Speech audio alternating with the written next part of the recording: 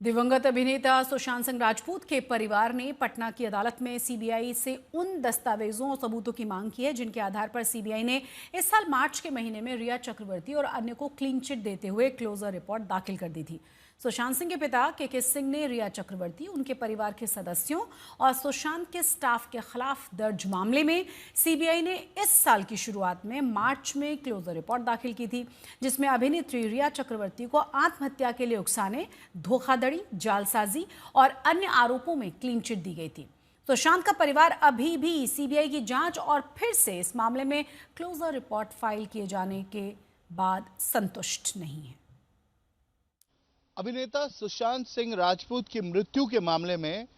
जो केस चल रहा था उसमें एक नया डेवलपमेंट सामने आया है। इसी साल मार्च में 5 साल की इन्वेस्टिगेशन के बाद सीबीआई ने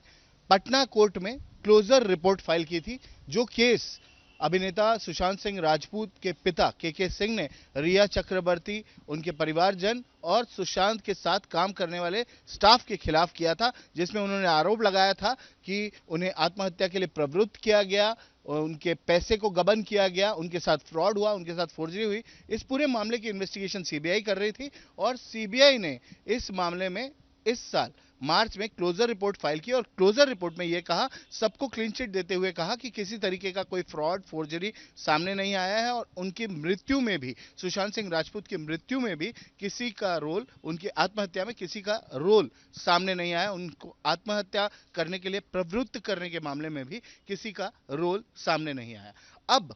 सुशांत सिंह राजपूत का परिवार अपने वकील एडवोकेट वरुण सिंह के तहत पटना कोर्ट में उन्होंने एक एप्लीकेशन की है और जो रिलाइड अपॉन डॉक्यूमेंट्स हैं, सीबीआई के रिलाइड अपॉन डॉक्यूमेंट्स और रिलाइड अपॉन एविडेंस, उसकी मांग करते हुए पटना कोर्ट में उन्होंने एप्लीकेशन की थी। इस मामले में उनके वकील का यह कहना है, एडवोकेट वरुण सिंह का, कि 6 बार सुनवाई हो चुकी है और 6 बार ऑर्डर हो चुकी है कि सीबीआई ये एविडेंस और रिलाइड अपॉन डॉक्यूमेंट्स सब फर्निश करें, वो दे एप्लीकेंट को, सुशांत सिंह राजपूत के परिवार को दे। पर अभी तक